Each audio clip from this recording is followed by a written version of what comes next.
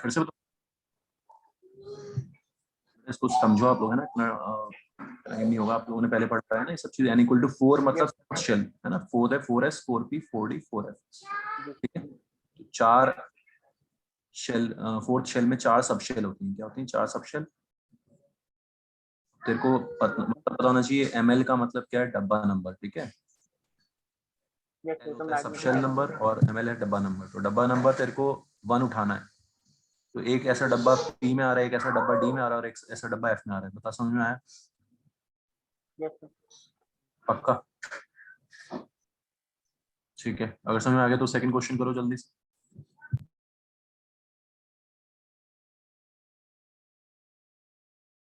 तो 6 हो जाएंगे orbital.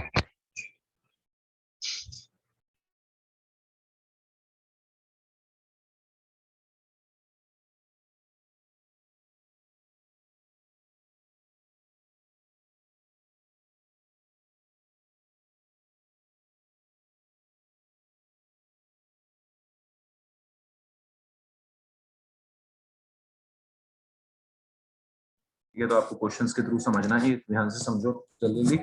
Mod of ml equal to 1 का मतलब समझ आ गया बच्चों? ml की दो वैल्यूज पॉसिबल हैं, +1 और -1। समझ में आती है सबको बात? मॉड का मतलब ml की दो वैल्यूज हो सकती हैं, +1 और -1। तो कितने डब्बे हो जाएंगे? 6 डब्बे हो जाएंगे। ठीक है मनन? Yes sir. ठीक है हर्ष, 6 डब्बे हो गए। ऑल राइट, तो डब्बे कितने आ गए? ऑर्बिटल्स मतलब डब्बा नंबर, हिंदी में याद रखना है कतई। इलेक्ट्रॉन्स कितने हो जाएंगे 6 डब्बों में? 12 इलेक्ट्रॉन। अंडरस्टूड? Yes sir. एकदम बच्चों दिमाग में पिक्चर क्लियर होनी चाहिए कि अच्छा शेल नंबर ये, सब शेल नंबर ये, डब्बा नंबर ये, इलेक्ट्रॉन से। नेक्स्ट कंडीशन देखो, mod of ml equal to 1, ms is equal to +12। आप बताओ मुझे, डब्बे कितने, इलेक्ट्रॉन कितने? एक और कंडीशन चिपका दी स्पिन क्वांटम नंबर की। स्पिन मतलब सिर्फ +12, सिर्फ आपको सीधा तीर, +12 -12 मतलब एक सीधा तीर एक उल्टा तीर। अब हमें सिर्फ सीधे तीर लेने हैं। तो स्पिन से फिर और नंबर ऑफ ऑर्बिटल्स तो चेंज नहीं होंगे ना, बस इलेक्ट्रॉन्स हाफ हो जाएंगे। बिल्कुल, मैंने तो बोला ही नहीं है ना। वेरी गुड, ठीक है। तो डब्बा नंबर एज इट इज वही रहा। समझ में आ रहा है बच्चों सबको? Any doubt? डब्बा नंबर उतना ही, -1 +1 -1 +1, 6 डब्बे आ गए फिर से। इलेक्ट्रॉन्स कितने हो गए? 6 हो गए इस बार, क्योंकि सिर्फ उसमें एक एक तीर पकड़ना है। बताओ किसी को कोई डाउट? इतना आसान सा चीज है, एडवांस तक में आता है ये क्वेश्चन, ठीक है।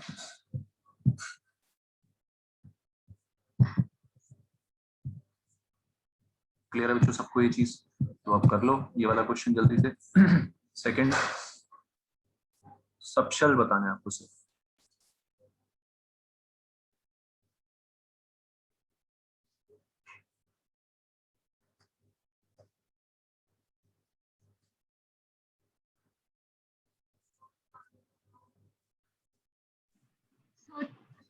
Two. 2, yes, very good, 2 is correct. 4 में मैंने आपको अभी बताया कि 4 डब्बे, sorry 4 subshell, 4s 4p 4d 4f। 4p में -2 होगा क्या? नहीं होगा। 4s में -2 होगा क्या? नहीं होगा। -2 कहाँ कहाँ होगा? एक तो डी में होगा, होगा ना बच्चों, डी में -2 -1 0 +1 +2, यस सर। और ऐसे ही एफ में होगा। समझ में आ गया? तो दो सबशेल्स में -2 पाया जाएगा। ओके बच्चों, गॉट इट? कितना आसान क्वेश्चन है, अगर हमें क्लियर है दिमाग में किस चीज का मतलब क्या है। ओके,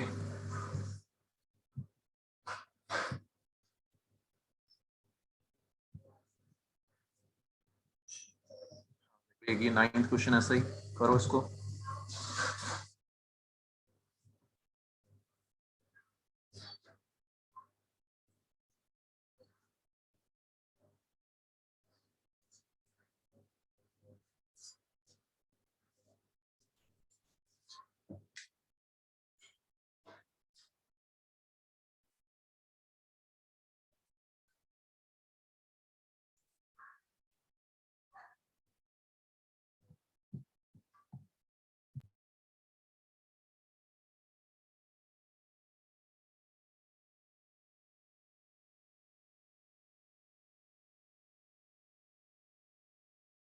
सर ए है इसका आंसर।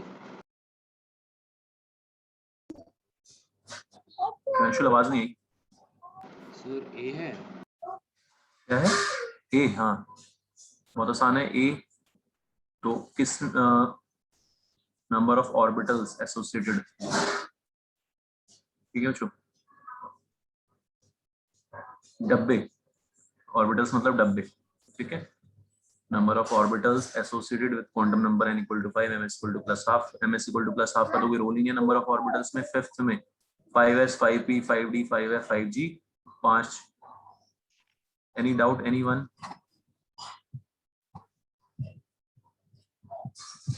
बच्चों डब्बा नंबर होता है n स्क्वायर। आपको पता है कि हर शेल में कितने इलेक्ट्रॉन्स आते हैं? 2n square. कैसे आए? हर डब्बे में 2 इलेक्ट्रॉन, हर डब्बे में 2 इलेक्ट्रॉन, तो ऑर्बिटल कितने होते हैं? n square. कैसे आता है डब्बे n स्क्वायर? 1 3 5 7, है ना। फोर्थ शेल में निकालना है आपको। फोर्थ शेल में 4 सब shell, s p d f, 1 डब्बा 3 डब्बा 5 डब्बा 7 डब्बा। ऑड नंबर्स का सम करना है। ऑड नंबर्स का सम क्या होता है? n square. समझ में आ रहा है सबको?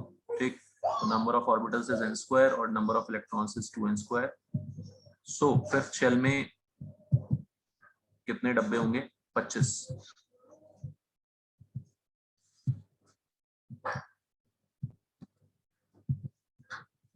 एक ये question de Broglie wavelength of electron in fourth Bohr orbit is 13 question. De Broglie wavelength of electron in fourth Bohr orbit is, जो पहले बताया था मैंने आपको, उससे हो जाएगा ये। D Broglie wavelength of an electron in fourth Bohr orbit is.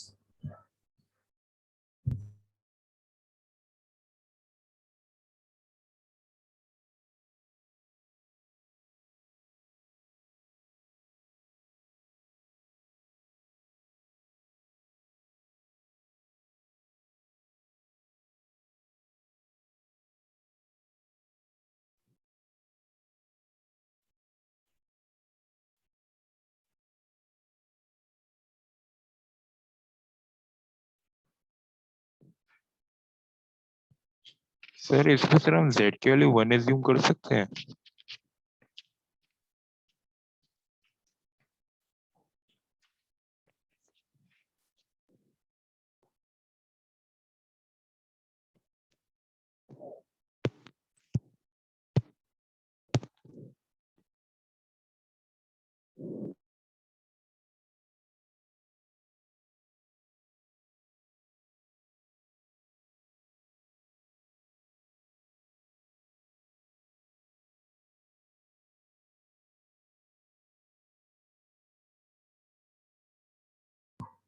Option आ रहा है बच्चों, 8 पाई ए नॉट आ जाएगा मेरे ख्याल से। कितना आ जाएगा? 8 पाई ए नॉट, ठीक है। क्या तरीका था इसका समझ में आ गया था सबको? फोर्थ शेल में कितने वेव्स बनेंगे? 4। फोर्थ शेल में 4 वेव्स, तो पूरा चक्कर 1 revolution is equal to 4 lambda. और रेडियस कितना हो जाता है? 16 ए नॉट, है ना, n स्क्वायर। अंडरस्टूड? आ गया 8 पाई ए नॉट। सिंपल। तो ये छोटी छोटी बातें अगर हमें ध्यान है कि भाई कितने वेव्स बन रहे हैं, इससे इससे डायरेक्टली लैम्डा आ जाता है हमारा। सर एक बार फिर से समझा सकते हो? अंशुल, सर एक बार फिर से दिखा दो इसका solution. 2πr is equal to 4 lambda, ठीक है। कितने चक्कर, कितनी वेव्स? 4 वेव्स बनती हैं। पूरा चक्कर इज इक्वल टू 4 लैम्डा। और ऊपर हमने 3 3 के लिए निकाला था, चौथे में क्या दिक्कत है? सर एक गिवन रिलेशन है 2 पाई r 4 लैम्डा। आवाज बहुत कम आ रही है तेरी, थोड़ा सा क्लियरली बोल। सर ये गिवन रिलेशन है 2 पाई r 4 लैम्डा। बेटा अभी समझाया था ना, एक वेव कितनी वेव्स बनती हैं? n वेव्स बनती हैं। कितनी वेव्स बनती हैं? बोल। n वेव्स कितनी? n। n wave. n क्या होता है? Number of orbit. तो फोर्थ बोर ऑर्बिट में कितनी वेव्स बनेंगी? 4, ठीक है। तो पूरा रिवॉल्यूशन होगा वो किसके इक्वल हो गया? 4 लैम्डा के इक्वल हो गया। समझ में आ गई बात? Yes sir. हाँ ऐसे।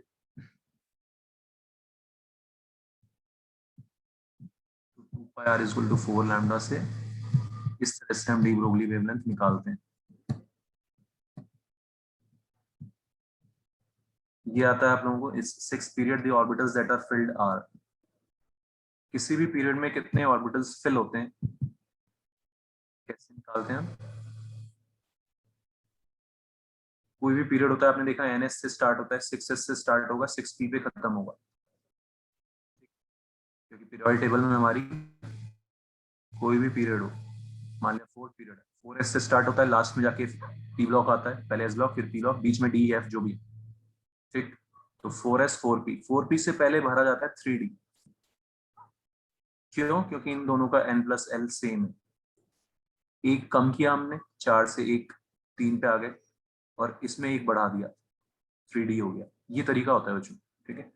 4P में एक कम किया N में और L में एक बढ़ा दिया, तो 4P से पहले फिल होगा 3D, ये लॉजिक लगता है।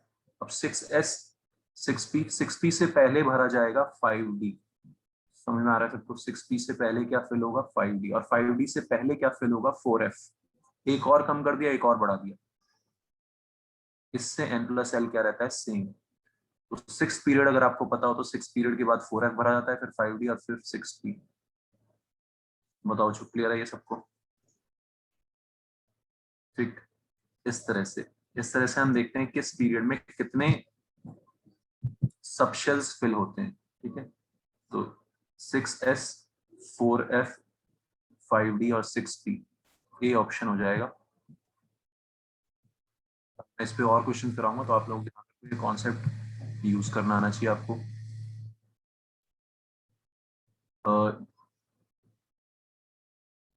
हाँ, ये क्या बोल रहा है? 4th क्वेश्चन पढ़ो एक बार, थोड़ा अजीब सा लग रहा है।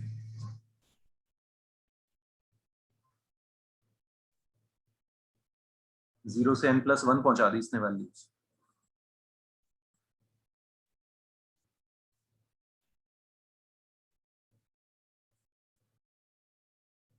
हाइपोथेटिकल सिचुएशन है, L की वैल्यू 0 से N+1,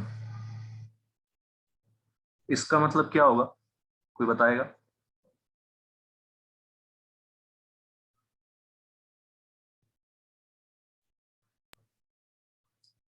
इसका मतलब ये होगा बच्चों कि N=1 में फर्स्ट शेल में कितने सब शेल हो जाएंगे? 3 हो जाएंगे, 0 1 2, 3 वैल्यूज पॉसिबल है, ठीक है। फर्स्ट शेल में एक सब शेल क्यों आ रहा था? क्योंकि 0 से N-1 तक वैल्यूज होती थी। अब जिन्होंने 0 से N+1 कर दी, बच्चों सुना रहा है, ठीक है। तो फर्स्ट शेल में कितने सब शेल्स बोल रहा है ये? 3 सब शेल्स हो जाएंगे फर्स्ट शेल में।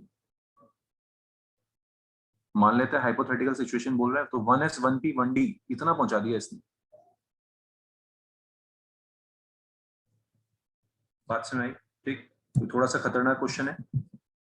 हाइपोथेटिकल सिचुएशन बोल रहा है कि L की वैल्यू 0 से N+1 तक है। हमने क्या पढ़ा है? 0 से N-1 तक। तो हम जब फर्स्ट शेल लेते थे तो L की वैल्यू सिर्फ एक आती थी 0, सेकंड शेल लेते थे L की वैल्यू 2 आती थी 0 और 1, समझ में आ रहा है? अब फर्स्ट शेल में L की कौन कौन सी वैल्यूज आ जाएंगी? 0 1 2, 3 वैल्यूज, मतलब SPD। बात सुना रही है? तो ये कह रहा है कि 1 में ही S है, 1 में ही P भी है, 1 में ही D भी है, ये सिचुएशन है। Understood? Yes, sir. This hypothetical situation, इससे हमें डील करना है। क्लियर है बच्चों? अब पढ़ो options. 9 is the first alkali metal, ऐसा होगा क्या? फर्स्ट एल्कली मेटल कहाँ पे आता है वैसे? लिथियम आता है। कब आता है? जब पूरा फर्स्ट शेल भर जाता है, फिर 2s1 में, ठीक है। तो यहाँ पे कितने इलेक्ट्रॉन्स भर सकते हैं? लेकिन अभी हम 5 6 सॉरी 5 बोल रहा हूँ, 10 6 16 और 2 18। तो फर्स्ट एल्कली मेटल तो 19 पे जाके आएगा, तो पहला ऑप्शन गलत हो गया। पूछना बच्चों, किसी को डाउट हो तो, थोड़ा सा टफ क्वेश्चन है। 6 हैज 2p वैलेंस सबशेल, ठीक है। 6 की तो छोड़ ही देते हैं बात, क्योंकि 6 तो 1 में ही भर गया, 6 तो 1 में ही भर गए, तो 2p पे तो गए ही नहीं हम। 8 is the first noble gas, noble gas के लिए 8 हो गया कि नहीं?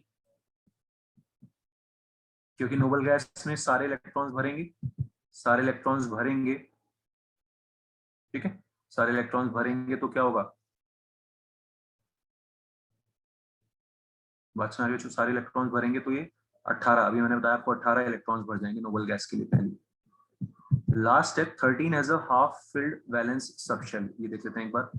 13 कैसे भरेंगे हम? 2 ठीक, ये 6 और 2 8, 8 भर गए, 5 बचे, तो 5 को हम ऐसे भरेंगे ना, समझ में आ रहा है सबको? ठीक, तो 13 एटॉमिक नंबर 13 में हाफ फिल्ड वैलेंस सबशेल आ रहा है। सही है ये बात या नहीं है? बताओ मेरे को, समझ आया क्वेश्चन या हाइपोथेटिकल? ऐसे क्वेश्चन जेईई मेंस एडवांस में आ जाते हैं, हाइपोथेटिकल क्वेश्चंस। बताओ जो क्लियर है इस चीज सबको? ठीक है, हर्ष, मनन, एनी डाउट? पूछ रहा है? ठीक, कहाना क्लियर है ये? Yes sir. Yes, sir, clear. और बताओ, और कोई डाउट इसमें एटॉमिक स्ट्रक्चर चैप्टर में? मैं एक दो क्वेश्चन और करा रहा हूँ आपको।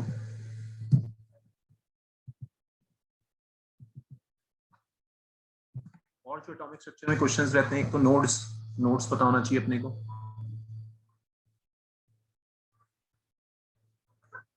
ठीक है, थोड़ा सा रफ आइडिया ग्राफ्स का भी होना चाहिए, वो मैं नोड्स से ही बताऊंगा। तो नोड्स, रेडियल नोड्स कितने होते हैं? n-l-1। एंगुलर नोड्स होते हैं l। टोटल नोड्स हो गए n-1।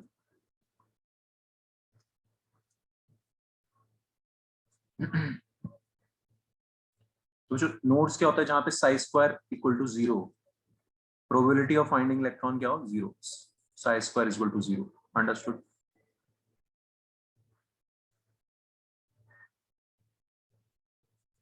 ग्राफ में डिफरेंस देखना सब लोग, बहुत मजेदार चीज है ग्राफ। एडवांस मीन्स सबके लिए, है ना? और एक तरीका होता है याद कर लेना, एक तरीका होता है थोड़ा समझ लेना इसको। ठीक है, तो एस और बाकियों में क्या डिफरेंस है बच्चों? ध्यान से सुनना मेरी बात। एस और बाकियों में क्या डिफरेंस है? कि न्यूक्लियस पे इलेक्ट्रॉन के मिलने की प्रोबेबिलिटी 0 होगी सब में, डी में, पी में, सब में 0 होगी, एस में 0 नहीं है। शेप ऐसी है, शेप ऐसी है कि, है ना, शेप समझते हो सब कि ये रीजन है, इलेक्ट्रॉन यहाँ पे कहीं पे भी मिल सकता है, यहाँ पे इलेक्ट्रॉन कहीं पे भी मिल सकता है। तो न्यूक्लियस पे भी थोड़ा सा प्रोबेबिलिटी डेंसिटी रह जाती है। तो प्रोबेबिलिटी साई स्क्वायर का ग्राफ जो आता है आर के साथ, साई स्क्वायर का जो ग्राफ आता है आर के साथ, वो डिफरेंट आता है एस और पी के लिए। पी के लिए 0 से स्टार्ट होगा, क्योंकि यहाँ पे इलेक्ट्रॉन के मिलने की प्रोबेबिलिटी क्या है बच्चों? 0 है। समझ में आ रहा है न्यूक्लियस पे? तो ये ग्राफ स्टार्ट होता है 0 से, और साई स्क्वायर का ग्राफ मतलब 1s के लिए स्टार्ट होता है ऊपर से। ये डिफरेंस होगा सब में। Understood everyone? पहला डिफरेंस याद रहेगा सबको। दूसरी चीज है नोड्स। नोड्स कितने होंगे 1s में? रेडियल नोड्स 1s में कितने आएंगे? 0 आएंगे। n-l-1 आपने फॉर्मूला लगाया, मतलब कहीं पे भी ये वैल्यू 0 नहीं होगी, इन्फिनिटी पे जाके हो रही होगी। सिमिलरली पी में भी रेडियल नोड्स आएंगे n-l-1, n-l-1 0, कहीं पे भी ये 0 नहीं होगा। 3p में एक रेडियल नोड आएगा, तो 3p के ग्राफ में एक टप्पा लगेगा, एक टिप मारेगा, क्योंकि उस पॉइंट पे वो रेडियल नोड होगा। यहाँ पे साई स्क्वायर इक्वल टू 0 है। बताओ जो समझ आ रहा है सबको ग्राफ कैसे बन रहे हैं? ठीक है, इतना सा काम है यार, 0 से स्टार्ट करना है, बीच में एक टप्पा मारना है, फिर ऐसे जाना है। ठीक, 3p के ग्राफ में कितने नोड आ गए? एक नोड आ गया। This is the way to plot these graphs. 2s में एक नोड आएगा, लेकिन 2s का ग्राफ ऊपर से स्टार्ट होता है, एक टप्पा लगेगा 3p की तरह ही, और फिर ऐसे जाएगा। Clear everyone? इतने में ही बात समझ में आ गई सबको? कोई डाउट? तो मेजर डिफरेंस एस और पी के ग्राफ में आपको ध्यान रखना है, एस का ग्राफ साई स्क्वायर का हमेशा, है ना, 0 से स्टार्ट नहीं होगा, कुछ फाइनाइट वैल्यू से स्टार्ट होगा, और पी डी सबके ग्राफ 0 से स्टार्ट होंगे। अंडरस्टूड? जितने टप्पे लगेंगे वो मतलब रेडियल नोड है। क्या है वो? Radial node. ऐसी वैल्यू आर की जहाँ पे साई स्क्वायर की वैल्यू 0, ग्राफ समझते हो सब लोग, ठीक। इसके ऊपर क्वेश्चंस रहते हैं मेंस में, एडवांस में, हर जगह ग्राफ्स बने होंगे, पहचानना है आपको ये किसका ग्राफ है। नोड्स निकाल के टप्पे देख लेंगे, काउंट कर लेंगे, और एस और पी में मेजर डिफरेंस मैंने आपको बता ही दिया।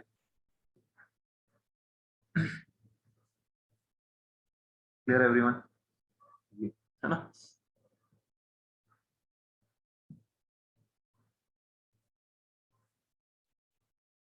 दूसरी चीज यहाँ पे spin magnetic moment, spin magnetic moment, इस पे क्वेश्चन आएगा तो आपको करना है मजे में। Under root n into n plus 2 Bohr magneton unit, where n is number of unpaired electrons। ये आपका वहां पे भी आता है, कोऑर्डिनेशन कंपाउंड्स में भी आता है ना, आपको पता ही है कैसे निकालते हैं नंबर ऑफ अनपेयर्ड इलेक्ट्रॉन्स, ठीक। यहाँ पे बस आयंस होगा, वहां पे कोऑर्डिनेशन कंपाउंड्स होते हैं। क्लियर है बच्चों, ठीक। तो निकाल दो एक बार जल्दी से, Fe+2 में मैग्नेटिक मोमेंट कितना होगा।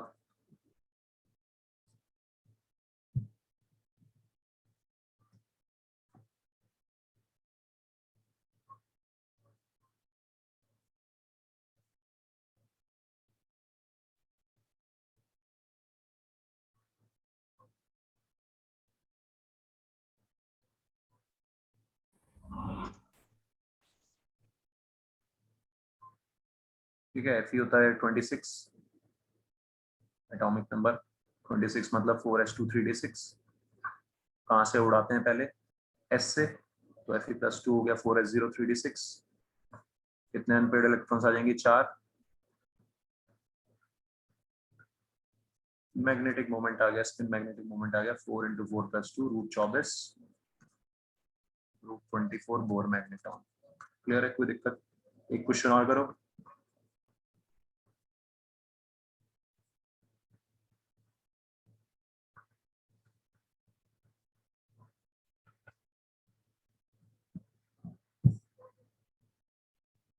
उल्टा, इस बार हमें ये दे रखा है न्यूएस स्पिन मैग्नेटिक मोमेंट, हमें उसका चार्ज फाइंड करना है।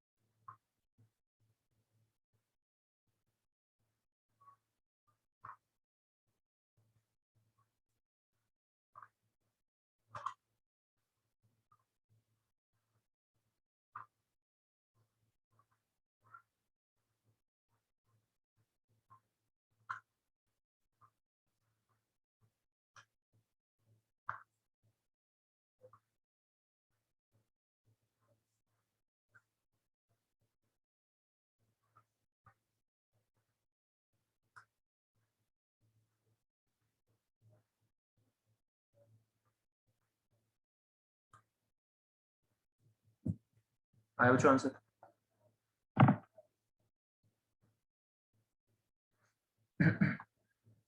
तो इसमें इतना टाइम पास नहीं करना है, इसमें सीधे के ना अनपेयर्ड इलेक्ट्रॉन्स 3 हो जाएंगे, कोई ज्यादा मेहनत की जरूरत है नहीं, क्योंकि ये जो सीरीज होती है ये जो बच्चों सीरीज है, ये आपको ध्यान रखना है सीधे सीधे। ये परफेक्ट स्क्वायर से एक पहले होगी, n इक्वल टू 1 आएगा तो √3, n इक्वल टू 2 आएगा तो √8। हमारा सबको परफेक्ट स्क्वायर से एक पहले, 4 से पहले 3, 9 से पहले 8, फिर 15 आएगा 16 से पहले, फिर 24 आएगा 25 से पहले, फिर 35 आएगा 36 से पहले। तो परफेक्ट स्क्वायर से एक पहले वाली सीरीज आती है, ठीक है। तो ये 3.9, ये 2.8, 1 point something, 4 point something, 4 point something मतलब 4 अनपेयर्ड इलेक्ट्रॉन, सीधे याद रख लो। 5 पॉइंट समथिंग मतलब 5 अनपेयर्ड इलेक्ट्रॉन, 3 पॉइंट समथिंग मतलब 3 अनपेयर्ड इलेक्ट्रॉन, ठीक है। तो डायरेक्टली 3 अनपेयर्ड इलेक्ट्रॉन एग्जाम में कुछ नहीं करना आपको। 3 अनपेयर्ड इलेक्ट्रॉन चाहिए, मैंगनीज है 4s2 3d5। 3 अनपेयर्ड कैसे आएंगे? पहले 2 उड़ाने पड़ेंगे s से, फिर 2 और उड़ाने पड़ेंगे d से, तब जाके 3 अनपेयर्ड इलेक्ट्रॉन आएंगे। समझ आ रहा है सबको? कितने इलेक्ट्रॉन्स उड़ाए हमने? 4। आंसर आ गया Mn+4। Clear everyone? ठीक, तो ऐसे थोड़ा सा स्पीड में काम करना है हमने। ठीक है, तो स्पिन मैग्नेटिक मोमेंट के ऊपर क्वेश्चंस आते हैं, कोऑर्डिनेशन कंपाउंड से भी आते हैं, आपको पता है ना, और यहाँ से भी आ सकता है। Clear everyone? नोड्स हो गया, ये हो गया। अच्छा, नोड्स में एक एंगुलर नोड्स मैंने नहीं बताया। Angular nodes is basically nodal plane.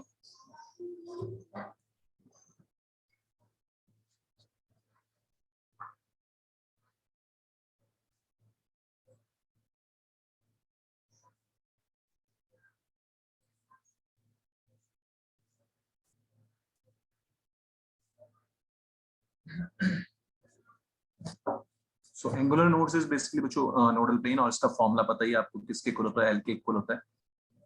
S में कितने होंगे? 0, कोई नोडल प्लेन नहीं है। पी में 1, पी एक्स में Y Z plane will be the nodal plane. Y Z plane समझते हो सब, ये परपेंडिकुलर प्लेन जो होगा वो नोडल प्लेन होगा। तो हमसे पूछ सकते हैं कौन सा प्लेन नोडल प्लेन है। बहुत आसान सी चीज है, पी एक्स के लिए Y Z plane, P Y के लिए X Z plane, P Z के लिए X Y plane. Understood everyone?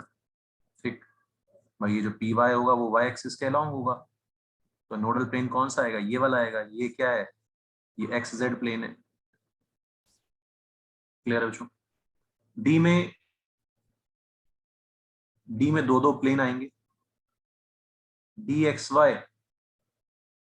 D X Y मतलब ये, समझते हो आप सब शेप्स? ये एक्स वाई मतलब एक्स और वाई के बीच में, डबल डम्बल कहाँ होगा? एक्स और वाई के बीच में। ठीक है, तो डी एक्स वाई के लिए ये दो प्लेन्स हो जाएंगे, एक तो ये वाला प्लेन और एक ये वाला प्लेन। समझ में आ रहा है सबको? ठीक, एक्स जेड और वाई जेड क्या है ये? X Z and Y Z plane. Understood? Z axis के along X Y Z, X Z plane और Y Z plane nodal plane हो जाएंगे।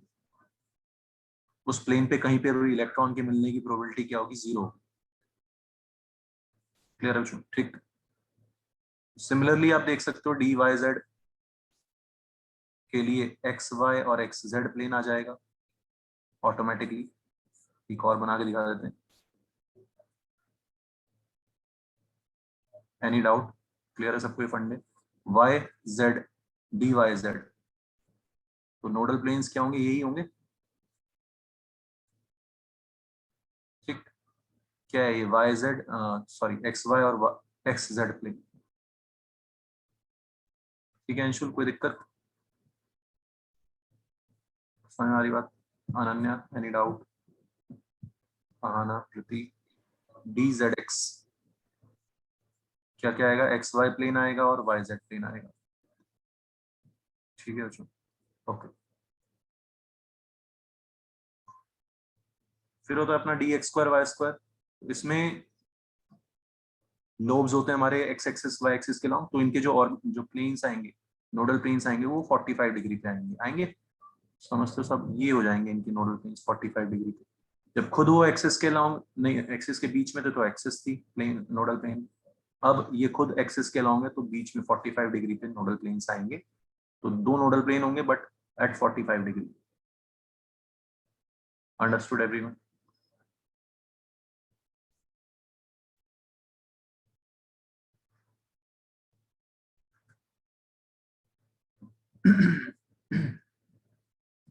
याद रखना इसमें एक्सेप्शन क्या है हमारा? D Z square 0 nodal plane बोलते हैं इसमें।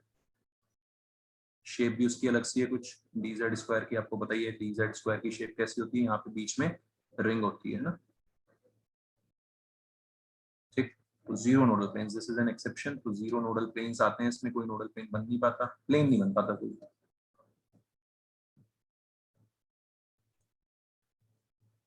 ये सारी कहानी होगी बच्चों आपकी इसकी एटॉमिक स्ट्रक्चर में हमारा क्वांटम नंबर्स क्या है, क्वांटम नंबर्स से रिलेटेड क्वेश्चंस। ठीक है, आपको और कोई डाउट हो, कोई भी कुछ भी पूछना हो तो पूछते रहना, बताते रहना, ठीक है, डिस्कस करते रहना, ठीक है। मेन पॉइंट्स हमने सारे डिस्कस कर लिए, ठीक है। थर्ड चैप्टर पीरियोडिसिटी में क्या क्या मेन पॉइंट्स हैं, 2-3 पॉइंट्स हैं बस डिस्कस करने लायक, ज्यादा नहीं करेंगे इसमें टाइम पास। पीरियोडिसिटी, पीरियोडिसिटी में आपको पता है ये ट्रेंड्स ऊपर से नीचे साइज इंक्रीज होता है, लेफ्ट टू राइट घटता है ना। तो left to right size decrease होता है कहाँ तक, फ्लोरीन तक, और फिर नोबल गैस का थोड़ा सा ज्यादा होता है। ऊपर से नीचे बढ़ता है size obviously, lithium, sodium, potassium, rubidium, caesium. इसका एक्सेप्शन आ जाता है एल्यूमिनियम, गैलियम में। Gallium is slightly smaller than aluminium.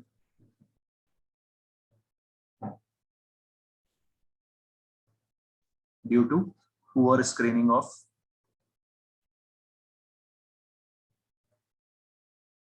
d orbital electrons. Poor screening की वजह से, एफ के पुअर स्क्रीनिंग की वजह से लैंथेनाइड एंड एक्टिनॉइड कॉन्ट्रैक्शन आपने 12th में ही पढ़ा है।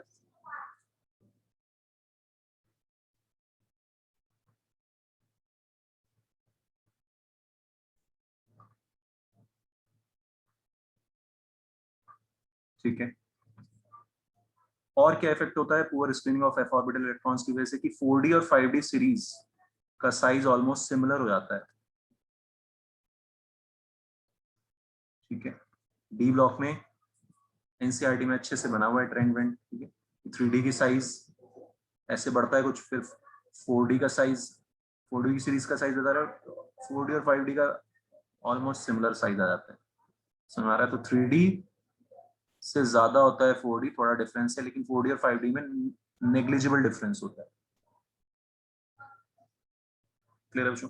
टंगस्टन और जिरकोनियम का साइज ऑलमोस्ट सेम हो जाता है इन सब वजह से। तो ये सब जो रीजंस है, फैक्ट्स आपको पता है, इनऑर्गेनिक है, याद रखना है। ऑन का रीजन क्या होता है सबका, poor screening of F orbital electrons, ठीक है। ये 4d 5d सीरीज का साइज ऑलमोस्ट सिमिलर हो गया। लेंथेनॉइड कॉन्ट्रैक्शन, एक्टिनॉइड कॉन्ट्रैक्शन का मतलब आपको पता है कि left to right size continuously decrease करता है एफ लेंथेनॉइड सीरीज और एक्टिनॉइड सीरीज में, एफ ब्लॉक में।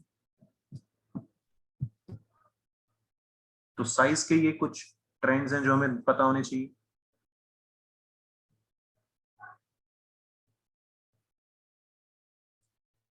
आयनाइजेशन एनर्जी में ये क्वेश्चन आता है, कहां कहां पे पंगा रहता है। Left to right continuously increase होनी चाहिए ionisation energy, left to right increase होनी चाहिए, क्योंकि साइज क्या हो रहा है, धीरे धीरे कम होता जा रहा है।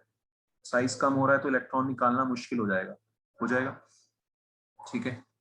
लेकिन कहां कहां पे डिफरेंस आ जाता है, स्वैप करना पड़ता है दो पोजीशंस को, एक तो फुल्ली फिल्ड और एक half filled. Nitrogen is half filled, ठीक है। तो एनसीईआरटी में भी है, मेंस के लिए इंपॉर्टेंट हो जाएगा, नीट के लिए इंपॉर्टेंट हो जाएगा, जो कि एनसीईआरटी में लिखा हुआ है। नाइट्रोजन और ऑक्सीजन ये हाफ फिल्ड और beryllium fully filled.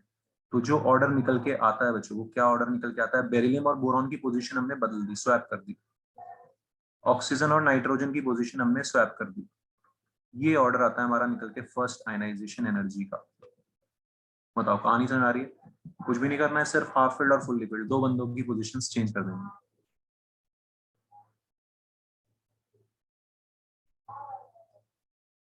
Clear everyone? This is the order of first ionisation energy. NCERT में क्वेश्चन है कि नाइट्रोजन की फर्स्ट आयनाइजेशन एनर्जी ज्यादा होती है ऑक्सीजन से, बट I2 ऑक्सीजन का ज्यादा होता है नाइट्रोजन से। एक्सप्लेन। ये सब आप सर इलेक्ट्रॉनिक वो होता था sir, half fill orbital and fully fill orbitals का खेल होता था ना। बच्चे फिर इसमें हाफ फिल ऑर्बिटल्स और फुली फिल ऑर्बिटल्स का कंपैरिजन करना होता है ना। ऑक्सीजन नाइट्रोजन की बात कर रहे हैं? हाँ यस सर। अच्छा, नहीं हाँ वो इसको ही है, थोड़ा सा यही है कि ये तेरा हाफ फिल्ड है नाइट्रोजन, ठीक है, और ऑक्सीजन निकलने के बाद हाफ फिल्ड हो जाएगा, यस सर। ठीक है। तो अब दूसरा इलेक्ट्रॉन निकालना मुश्किल हो जाएगा ऑक्सीजन से, क्योंकि एक इलेक्ट्रॉन निकलने के बाद वो हाफ फिल्ड हो गया, ठीक है। इसलिए हाफ फिल्ड से ये दोनों चीजें एक्सप्लेन हो रही है। नाइट्रोजन का सर ज्यादा है क्योंकि वो हाफ फिल्ड है, और एक इलेक्ट्रॉन निकलने के बाद ऑक्सीजन हाफ फिल्ड हो गया, इसलिए उसका दूसरा इलेक्ट्रॉन निकालना मुश्किल हो गया। क्लियर है? हाँ, और Yes, sir. और कौन बोल रहा है? कोई डाउट बोल रहा है? अंशुल? नहीं सर, सॉरी गलती से। अच्छा, समझ आ गई बात बच्चों? ठीक, तो ये सारी पॉइंट्स हमें क्लियर होने चाहिए।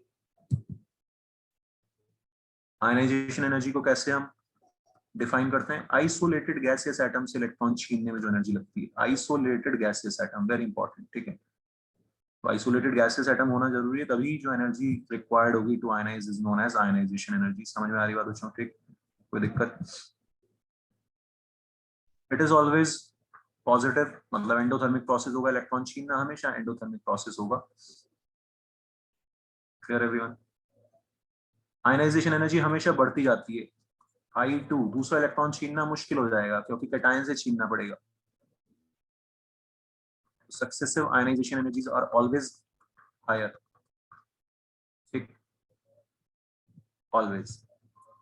लेकिन कहीं पे अगर तगड़ा जंप लग रहा हो, जैसे मैग्नीशियम है, इसका I1 का डेटा, मैंने आई आयनाइजेशन एनर्जी का डेटा देख के निकालना पता होना चाहिए क्या वैलेंसी है, क्या क्या सीन है। I2 ज्यादा आएगा, 350 आ गया, लेट से 380 आ गया, कोई दिक्कत नहीं है। लेकिन I3 में अचानक से तगड़ा जंप लगेगा, 2000 के आसपास पहुंच जाएगी। ठीक, क्यों? क्योंकि तीसरा इलेक्ट्रॉन कहां से निकाल रहे हैं? इनर मोस्ट, मतलब अंदर वाली शेल से। वो ऑक्टेट कंप्लीट हो रहा है, अंदर से निकाल रहे हैं, तो अचानक से तगड़ा जंप लगेगा। तो तगड़ा जंप का मतलब क्या हो गया? वहां पे अंदर वाली शेल में गया, मतलब शेल यहाँ तक थी। तो हम वैलेंसी बता सकते हैं आयनाइजेशन एनर्जी का डेटा देखिए बच्चों। इस टाइप के क्वेश्चन एनसीईआरटी में भी है। समझ में आ रही सबको बात? कोई दिक्कत? ठीक, अच्छा ये बताओ मेरे को, फर्स्ट ग्रुप IE1 मिनिमम किसके लिए? लिथियम के लिए सेकंड पीरियड में, और मैक्सिमम किसके लिए? नियॉन के लिए। ठीक है, इसमें कोई दिक्कत नहीं है। IE2 बताओ मेरे को, मिनिमम और मैक्सिमम किसके लिए होगा? सेकंड पीरियड ये लिखा आपके सामने। IE2 दूसरा इलेक्ट्रॉन निकालना किसमें सबसे मुश्किल होगा इन सेकंड पीरियड? और मिनिमम सबसे आसान किसमें होगा?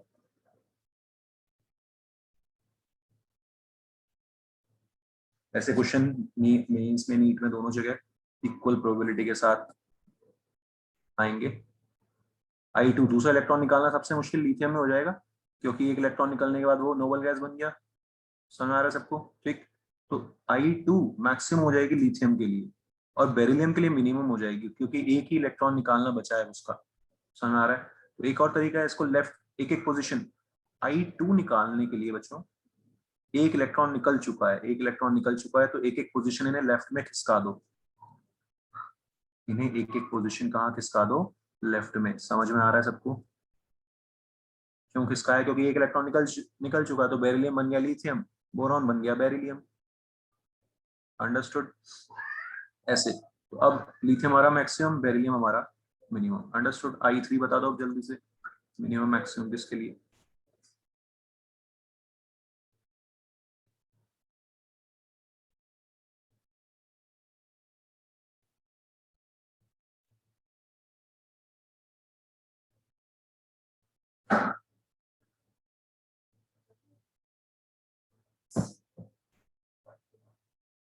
बताओ यार,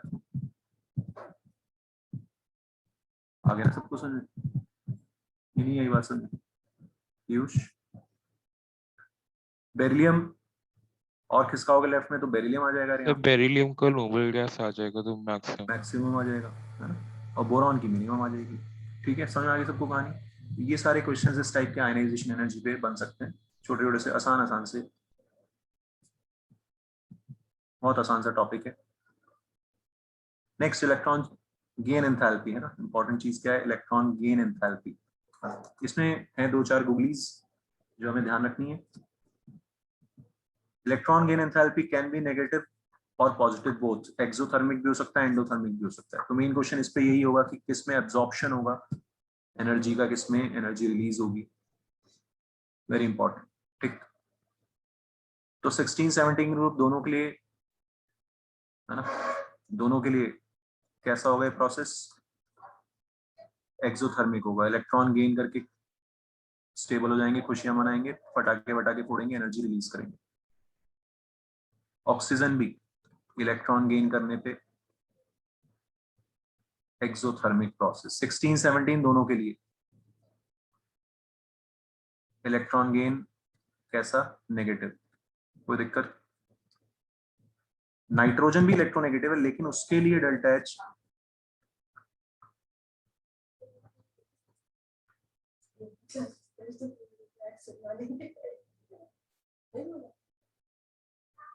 एंडोथर्मिक प्रोसेस। क्यों? क्योंकि हाफ फिल्ड है, हाफ फिल्ड है, इसमें एक इलेक्ट्रॉन आने से उसका हाफ फिल्ड खत्म हो रहा है। समझ आ रही है बात? ठीक है, इस वजह से एंडोथर्मिक। तो ध्यान रखना, ये गूगली हो जाती है कि भाई ये नाइट्रोजन इलेक्ट्रोनेगेटिव है, गेन कर रहा है, लेकिन डेल्टा एच इसका पॉजिटिव हो जाता है, कोई दिक्कत। दूसरी गूगली ऐसे ही सोडियम, इसमें इलेक्ट्रॉन गेन करना एक्सोथर्मिक हो जाता है, क्योंकि ये इलेक्ट्रॉन आने पे फुल्ली फिल्ड बन जाता है। Any doubt? तो फर्स्ट ग्रुप गूगली मारता है, 15 ग्रुप गूगली मारता है, कोई दिक्कत बच्चों? फर्स्ट ग्रुप में सबका delta H, electron gain enthalpy कैसा आएगा, नेगेटिव आएगा, इलेक्ट्रॉन आने पे भी खुश हो रहे हैं, ठीक, क्योंकि फुल्ली फिल्ड बन गए। नाइट्रोजन में इलेक्ट्रॉन आना है ना, इलेक्ट्रॉन आने से उसको नुकसान हो रहा है, पहले हाफ फिल्ड था, नहीं चाहता वो इलेक्ट्रॉन, तो जबरदस्ती गेन करा रहे हैं। जबरदस्ती ना, रसगुल्ला कोई खाना नहीं चाह रहा, जबरदस्ती मुंह में ठूस रहे हैं, तो मेहनत लग रही है, मेहनत लग रही है, मतलब एंडोथर्मिक प्रोसेस। अंडरस्टूड?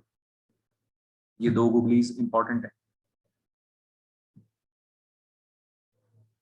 और लास्ट गूगली, ये हमें लग रहा है कि यार ऑक्टेट कंप्लीट हो रहा है, लेकिन नेगेटिव नेगेटिव को पास लाने के लिए बहुत मेहनत लगती है ना। ये एनायन है, तो second electron gain enthalpy oxygen में कैसी होगी, पॉजिटिव होगी, ना कि नेगेटिव। देख लो बच्चों, ये सब जो है कॉमन एग्जांपल्स हैं जहां पे गलतियां होती हैं। हमें लगेगा कि यार ऑक्टेट कंप्लीट हो रहा है ऑक्सीजन का, लेकिन नहीं, मेहनत भी तो लग रही है इलेक्ट्रॉन को एनायन के पास लाने में। समझ में आ रहा है सबको? ठीक। So these are some common questions जो हमें ध्यान रखने,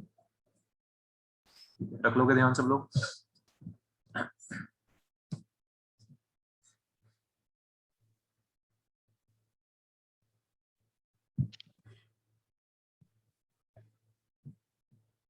इसके अलावा आपको बताइए और क्या याद रखना है हमें, इलेक्ट्रोनेगेटिविटी का तो कोई एक्सेप्शन नहीं है। Fluorine, chlorine, bromine, iodine, electronegativity समझते हो सब, inversely proportional to size, decreases down the group. लेकिन इलेक्ट्रॉन गेन एंथैल्पी में क्लोरीन आगे आ जाता है, आपको पता ही है, इलेक्ट्रॉन एफिनिटी क्लोरीन की ज्यादा है।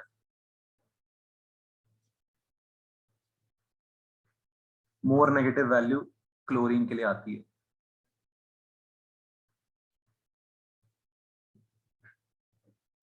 क्यों? क्योंकि उसमें है ना, फ्लोरीन में साइज छोटा होता है सेकंड शेल का, वहां पे इलेक्ट्रॉन गेन करना थोड़ा सा मुश्किल रहता है। तो एक ये 17 ग्रुप के लिए बहुत इंपॉर्टेंट ऑर्डर है, 12th में भी पढ़ा हुआ आपने पी ब्लॉक में, और यहाँ पे भी याद रखना है।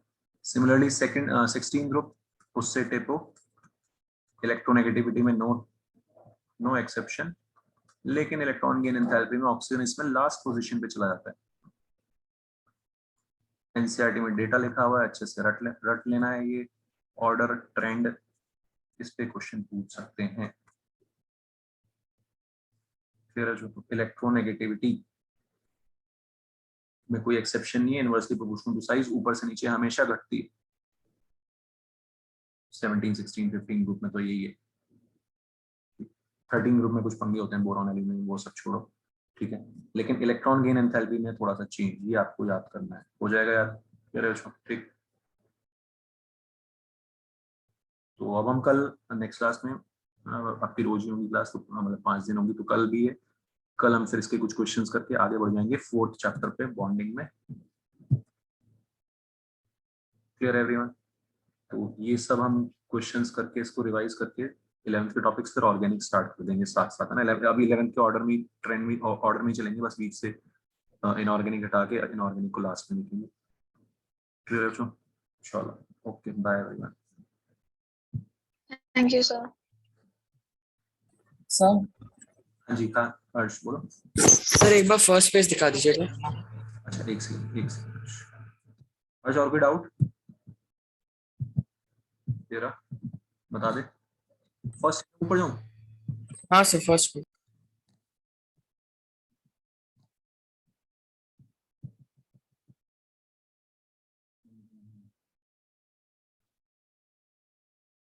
एटॉमिक स्ट्रक्चर में ना ये देख और ऊपर ये है फर्स्ट पेज तो बता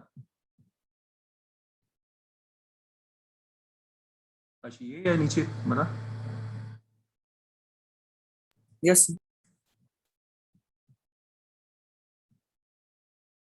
सर एक डाउट था हेलो हाँ हाँ बता बता सर जो और- इलेक्ट्रोनेगेटिविटी सर जो इलेक्ट्रोनेगेटिविटी है सब वो होता है कि मतलब शेयर्ड पेयर ऑफ इलेक्ट्रॉन्स को अपनी तरफ अट्रैक्ट करना ना हाँ हाँ तो सर हम लोग ने तो पढ़ा था कि मतलब जो फ्लोरीन है सब वो अट्रैक्ट तो कर लेता है लेकिन वो मतलब ऐड नहीं कर पाता क्योंकि उसकी इलेक्ट्रॉन डेंसिटी बहुत ज्यादा होती है राइट हाँ हाँ तो सर इसीलिए वो मतलब रिवर्स हो जाता है ना इलेक्ट्रोनेगेटिविटी और वो इलेक्ट्रॉन अफिनिटी के ऑर्डर में नहीं रिवर्स नहीं होता ये गलत पड़ा है ये जो लिखो यही ऑर्डर है डेटा हाँ ये डेटा से आता है इलेक्ट्रॉन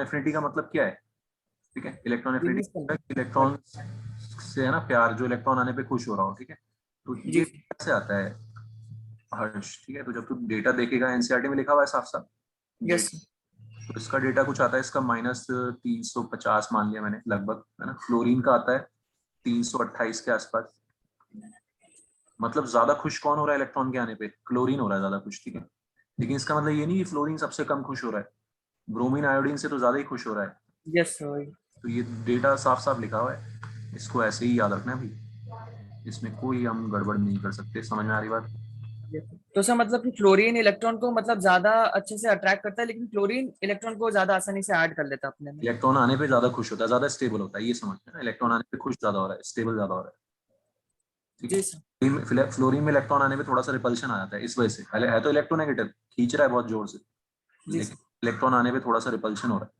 क्योंकि अच्छा शेल भर गई उसकी सेकंड शेल थी छोटी सी उसमें ज्यादा इलेक्ट्रॉन आ गए भीड़ भाड़ हो गई इस वजह से ओके ठीक है तो ऐसे यही ट्रेंड है यही हमें याद रखना है ठीक है क्लोरीन फ्लोरीन ब्रोमीडाइड सिर्फ 2 पोजीशन में फ्लोरीन क्लोरीन की पोजीशन में चेंज होता है और ऑक्सीजन में लास्ट में पहुंच जाता है बाकी नॉर्मल ट्रेंड रहता है बड़ी शेल्स में कोई खास फर्क नहीं पड़ता बड़ी शेल्स में थर्ड फोर्थ उनमें इलेक्ट्रॉन आने से कोई दिक्कत नहीं होती रिपल्शन नहीं होता सब पंगे कहाँ आ रहे हैं सेकंड शेल में आ रहे जी सर हैं okay yes sir got okay bye thank you sir